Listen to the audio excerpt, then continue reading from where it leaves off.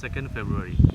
On this day in the year 1971, the Convention on Wetlands was adopted in the Iranian city of Ramsar. But what was the reason behind? Why to see wetlands so seriously?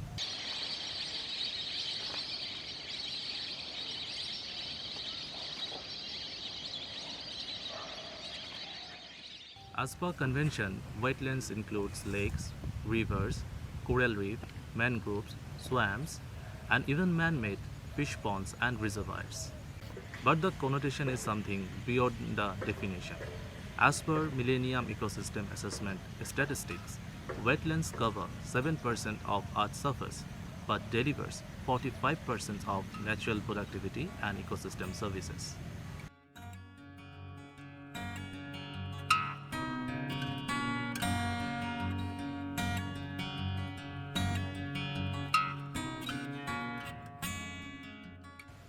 This year, the theme of Wetland Day is Wetland and Water. While speaking about water, one should bear in mind that only 2.5% of the earth is a freshwater, and only 1% of this is usable, and wetland provides most of the freshwaters.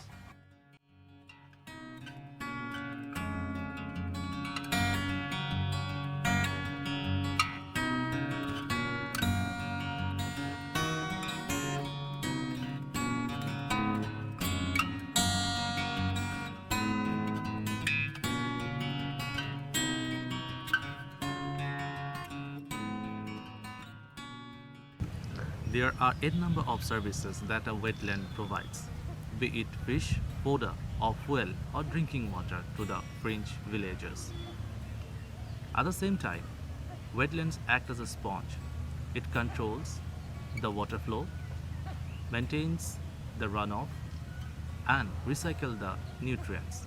Here is the reason wetlands are called as the nature's kidney.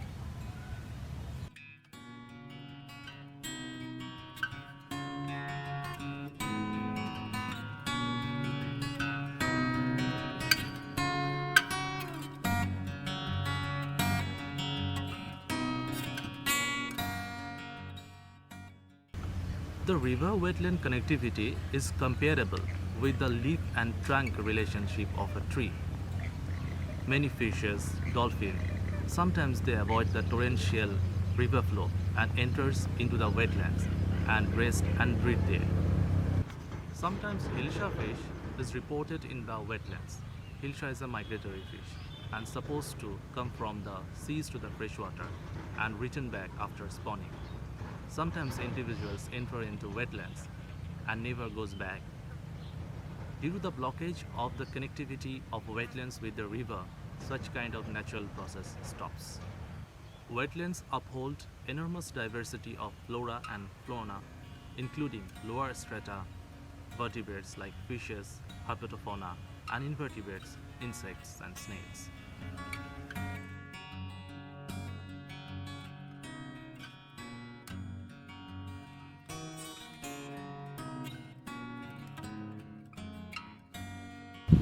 Needless to say, the Brahmaputra and its floodplains and the beels inside Kaziranga are the running force behind the survival of this national park.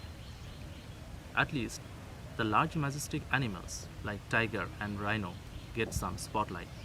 But unfortunately, the lower strata vertebrates like fishes and invertebrates, they are less spoken.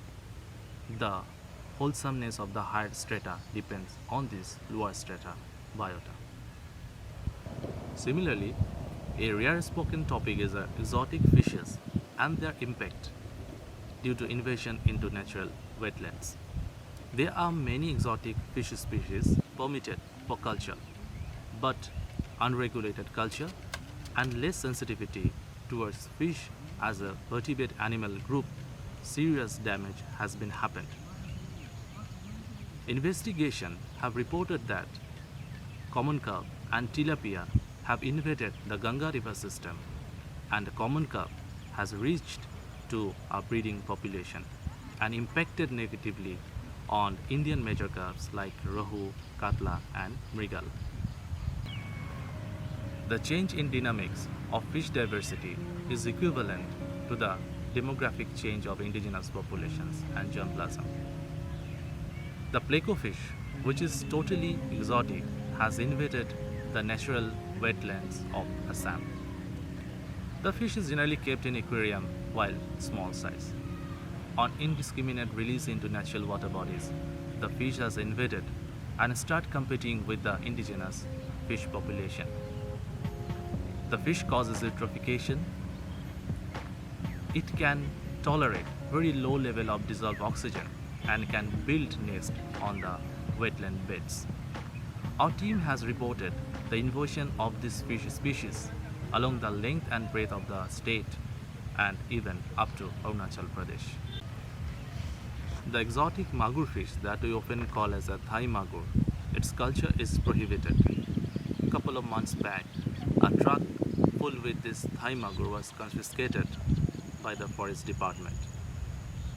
Probably the original germplasm of Clarias magur, the magur fish, is surviving in the corners of Assam, and our apathy towards fishes would bring this rapid breeder and its hybrids into the natural wetlands.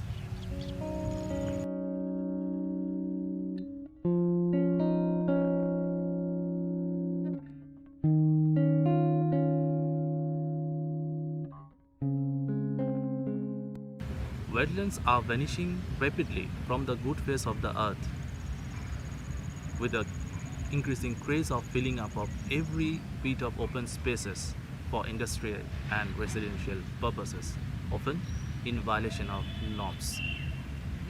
Along with this, the loss of enormous aquatic biodiversity has come up as an unpleasant surprise.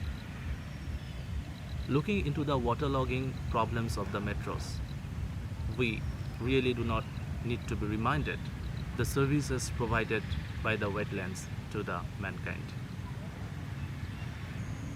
Like kidneys are a vital organ for human physiology, for this nature's kidney, a regular checkup and formulation of good prescription is the exigent need of the hour.